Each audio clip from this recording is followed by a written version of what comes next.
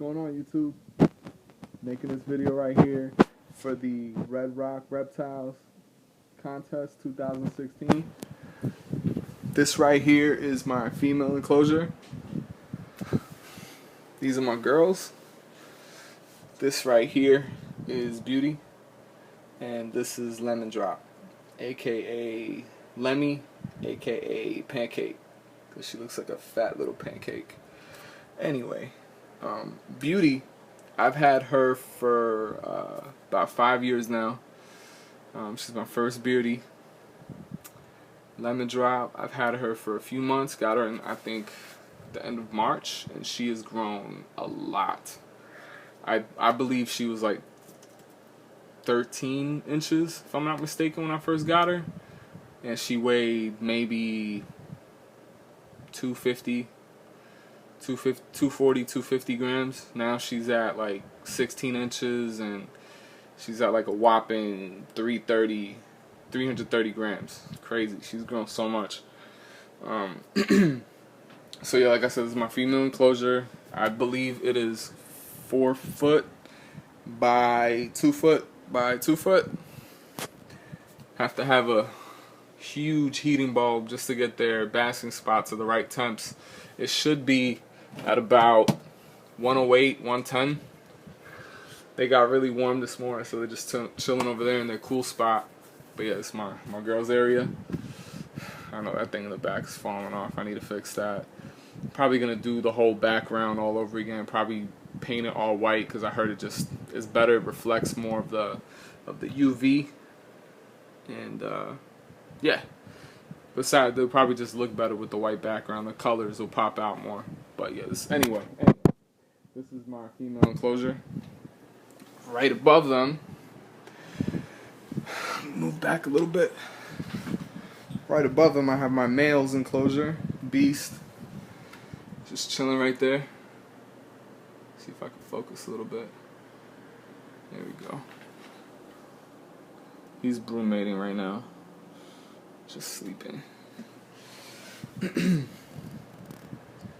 And I gotta give credit to where credit's due.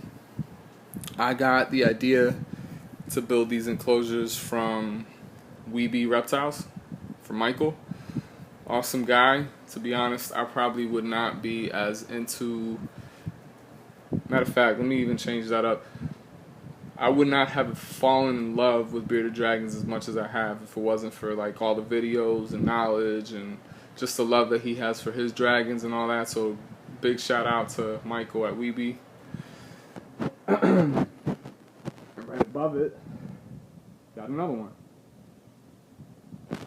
Got a whole bunch of stuff in there right now just because I have nowhere else to put it. But yeah, just a bunch of lights and hides and stuff like that.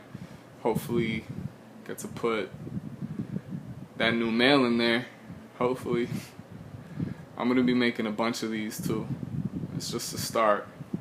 So these are my enclosures. I don't play. I only do the best for my dragons. So there it is. Move on to the feeders. So here I got my wax worm colony. A couple thousand in there. Now I don't feed it to them often. They're not a staple feeder. You know, I just give it to them as a snack. It would be like us eating cheeseburgers or Snickers. Can't eat that all the time because you just end up getting fat and unhealthy and all that. But I definitely give it to them as a snack. And I'm probably gonna be giving him quite a few once he gets out of his brumation, since they tend to lose a little bit of weight during that period. So yeah. Alright, let me move on.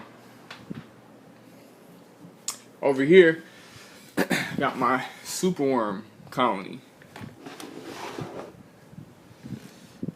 I don't have too many up here. These are the ones that I pulled from the bottom. Got them in this rack system. So in the middle, I got my beetles with mesh under it. So when they lay their eggs, they fall to the bottom. And they fall into this area right here. Probably got to clean that out a little bit, but I did notice a few babies in there, so when the babies become big enough, I throw them up here and give them potatoes, carrots, the stem of collard greens. So pretty much anything the dragons eat, I give to them. So kind of adds to that cycle. So I know exactly what they're getting, and they're getting the best, most nutritious food. So yeah. Let me just move this out the way. And I do live in Florida, so I can't own dubia roaches, unfortunately, but you know, we do have what's called pallid roaches.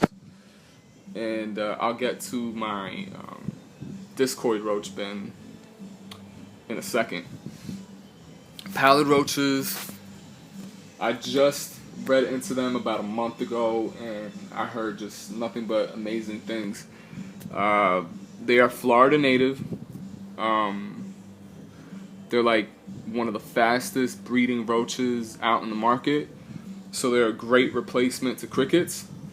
I don't have too many in here right now because honestly, I bought these as an investment for my future baby clutches of bearded dragons, because these things, they breed like every 2 weeks and they have like up to 30 babies at a time. It's insane. Unlike discoids and dubias, which I believe is like once a month they'll have like 20 to 30 babies. These things have like 30 babies every 2 weeks, which is crazy. They are a lot smaller though. They're like, adults are only about 1 inch long. I think those are 2 adults right there, and then a few nymphs in there too. So yeah, I'm just waiting for them to start breeding. And then here's my discoid roach bin.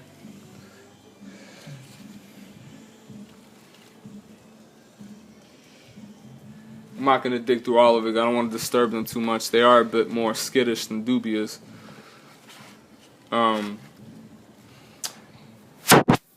Here's one side note that I recommend to anyone watching this.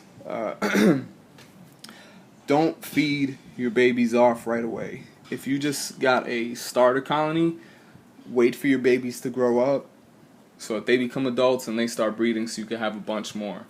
That's what I did. I made that mistake. I fed the babies off, and I had to wait like, well, let's see, it's been like 2 months since I did that, and there's a bunch of new babies in there, which is awesome because once they become adults, I'm going to have so much more to feed the clutch of babies that I'm going to have in here, which should be hatching in 2 weeks. But regardless of that, like, this is a passion of mine. If I need to order whatever food they need, which is a little unfortunate because they're kind of pricey, but I'm probably going to end up buying a couple thousand crickets, not all at once, but you know, got to make sure the babies are getting something to eat. And you know, I'm not a huge hater on crickets. It's something. Something's better than nothing. But as you can see, I do have discoids and pallids, which are definitely going to replace crickets in the future for me, and that's why I invested in that. But yeah, these are going to be my baby enclosures right here. Also got to give a shout out to Fairy Tale Dragons. They're the one that hit me up and let me know about these setups right here. The basking spots. Oh look, my girl Beauty. She probably sees the roaches in there. Hey girl, wanna come play? Yeah, she's fine. All right. Actually, let me pick her up. Come here, girl. All right, got it right here. Alright, so in there I got a bunch of stuff, just like miscellaneous stuff. I got my calcium, the vitamins. I mix that all into their salad, and I also mix it into the food for the feeders so I don't have to dust them. So my girls and my boy Beast, they get all their nutrients just straight from the feeders, and I don't need to dust them or anything like that. Definitely going to be using that a lot more for the clutch of babies. But yeah, I mean, that's pretty much it. I got the feeders, Got the vitamins and supplements. Got these really big enclosures. Hey girl. Yeah, but hopefully that one up there will be filled in with that baby boy from Red Rock. And I'll just take a second and thank Red Rock Reptiles for the opportunity, for the chance to be able to win one of their awesome dragons. Been keeping up with them for a while, and like, for real, man, you guys produce some serious dragons. But yeah, like I said, I'm not stopping there with just that enclosure. Definitely gonna make a lot more, but yep, that's pretty much it. Say bye, girl. Say bye. Say bye. All right, thanks for watching, guys. Later. Peace.